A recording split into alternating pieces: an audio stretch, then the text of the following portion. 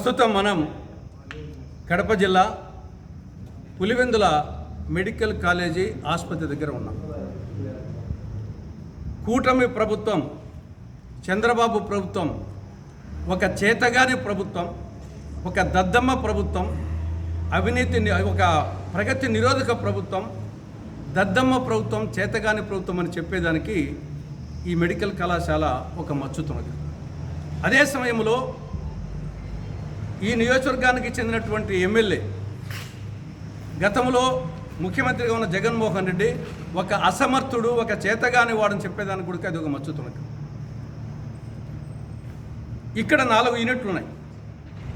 1 medical college, 2 ఆసుపత్రి, 3 nursing college, 4 hostels. ఈ 4 hospital పూర్తిగా సర్వాంగ సుందరంగా కంప్లీట్గా అయిపోయింది, 100% అయిపోయింది. నర్సింగ్ కాలేజీ 100% అయిపోయింది. హాస్టల్స్ ఆల్మోస్ట్ అయిపోయినాయి. ఒక కళాశాల భవనాలు మాత్రము చాలా మటుకు అయిపోయినాయి. ఇవి అయిపోయి కూడా సంవత్సరం అయింది. దాదాపు 550 కోట్ల రూపాయలు ఖర్చు చేయడం జరిగింది ప్రభుత్వ ధనాన్ని. సంవత్సరం అయింది, ఇప్పటికీ కూడా మెడికల్ కళాశాల ప్రారంభానికి నోచుకోలేదు. సంవత్సరం దాటింది, 550 కోట్ల పైచులకు ఖర్చు చేయడం జరిగింది.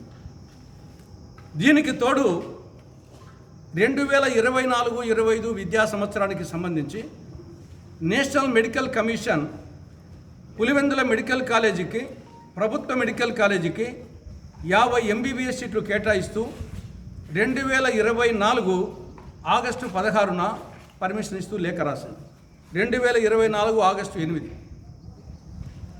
కానీ ఈ ప్రభుత్వం, చంద్రబాబు ప్రభుత్వం దానికి రిప్లై ఇచ్చింది. ఈ సీట్లు మాకు వద్దు, మేము నిర్వహించలేము, ఇంకా మౌలిక సదుపాయాలు పూర్తి కాలేదు, సిబ్బంది కొరత ఉంది అని మాకు వద్దు అని చెప్పేసి నేషనల్ మెడికల్ కమిషన్కు లేఖ రాస్తుంది. పర్యవసానంగా ఆ ఇచ్చినటువంటి 50 MBBS సీట్లు వాపసు తీసుకోవడం జరిగింది. ఇంతకంటే సిగ్గుచేటైన విషయం మరొకటి ఉండదు. ఆ 50 సీట్లు బిలప్ చేసి మాకు చాలవు, 100 కావాలా, 150 కావాలా అని అడగాలి.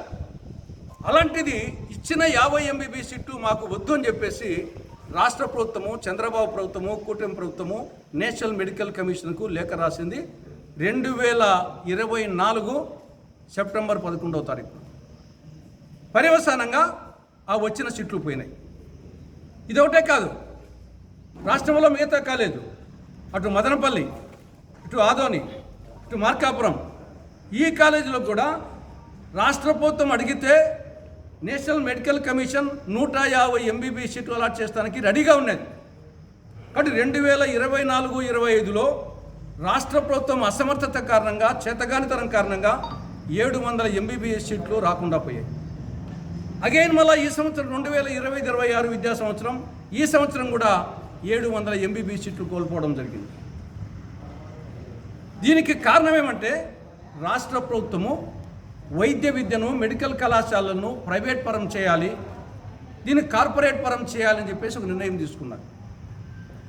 దాని పర్యవసానంగా ప్రైవేట్ పరం చేసేదానికోసం ఇవి ప్రభుత్వ హయాంలో కట్టినటువంటి కాలేజీలను వచ్చేసి ప్రైవేట్ పరం చేస్తాను. మనం కడప జిల్లా పులివెందుల నియోజకవర్గం, పులివెందుల మండలం, పులివెందుల నగరంలోని పులివెందుల మెడికల్ కాలేజ్ వద్ద ఉన్నాం. ఈ కాలేజు దాదాపు 535 కోట్లతో ప్రారంభమయ్యి దాదాపు 371 కోట్ల పనులు పూర్తయినాయి. ఆ 371 కోట్లకు గాను అమౌంట్ కూడా రావడం జరిగింది. 2024-25 సంవత్సరానికే తరగతులు ఓపెన్ చేసుకునేదానికి రెడీగా ఉందని చెప్పి ఎన్ఎంసీ వాళ్ళకి ఇక్కడ నుంచి లెటర్ పోవడం జరిగింది. ఎన్ఎంసీ వాళ్ళు వచ్చి పరిశీలించడం జరిగింది. ఎన్ఎంసీ అంటే నేషనల్ మెడికల్ కౌన్సిల్ వాళ్ళు వచ్చి పరిశీలించడం జరిగింది. వాళ్ళు అప్పటి ప్రభుత్వం, జగన్మోహన్ రెడ్డి ప్రభుత్వంలోనే రావడం జరిగింది. అయిపోయింది. అడిగి జూలై 24, 2024న మరొకసారి రావడం జరిగింది.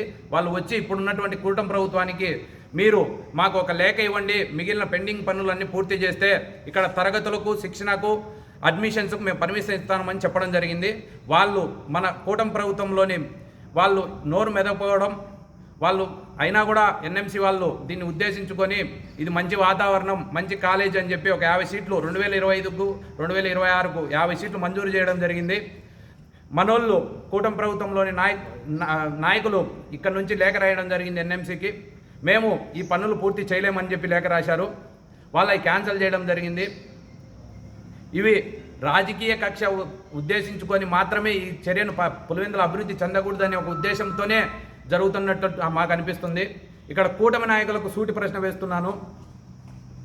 ఇదే బీటెక్ రవి గారు అయితేమి, ఇదే ఎమ్మెల్సీ రామ్ గోపాల్ రెడ్డి గారికి అయితేమి మీడియాపూర్వకంగా సూటి ప్రశ్న వేస్తున్నాను.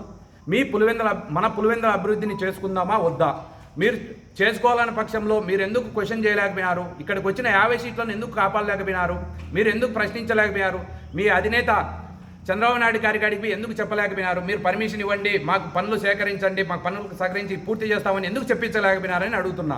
మనం పులివెందుల అభివృద్ధి కోసం పాటుపడదాం, మనం రాజకీయాల కోసం కాదు. మేము ఈరోజు మాట్లాడుతున్నది ఈ కాలేజీ వాతావరణాన్ని చూస్తే రిమ్స్లో కూడా లేని వ్యవస్థ ఉంది ఇక్కడ.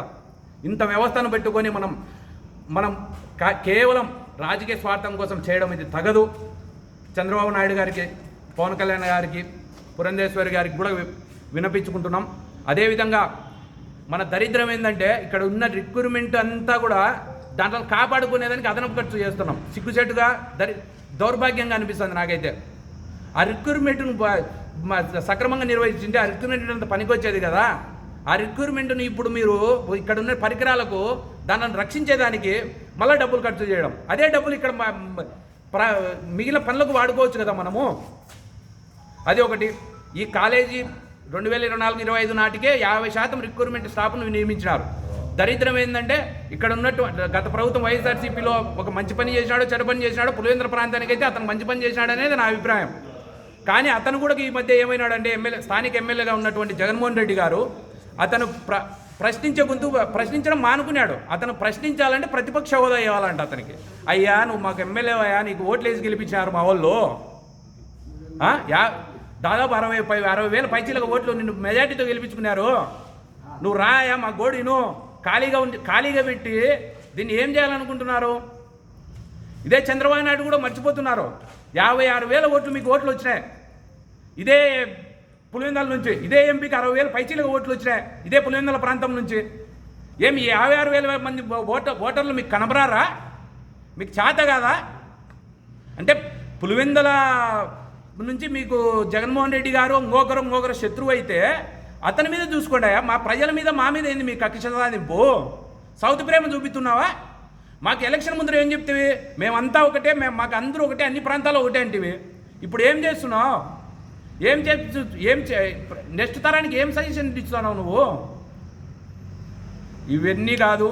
మా పులివెందుల మెడికల్ కాలేజీను నెక్స్ట్ ఇయర్ కన్నా కనీసం 150 సీట్లతో ఫిలప్ చేసి మా ప్రాంతానికి, ఇప్పుడు మా ప్రాంతం వాసులు ఏదైనా ఆరోగ్యానికి సమస్యకు గురైతే సుదూర ప్రాంతాలకు పోవాల్సి వస్తుంది. ఇటు కర్నూలు, తాడిపత్రి, అనంతపురమో, కడపో, రాయచూటో పోవాలా? ఏం మాకంత కర్మ? మాకు ఇంత ఫెసిలిటీ, ఇంత సుఖవంతమైన ఫెసిలిటీ ఉంది మాకు. మీరు ఓపెన్ చేస్తే మాకు అక్కడ ఉండే ప్రాంతం వాళ్ళు, చుట్టుపక్కల ఉండే ప్రాంతం వాళ్ళు మా ఊరికి వస్తారా? మా పులివెందుల అభివృద్ధి చెందుతుంది.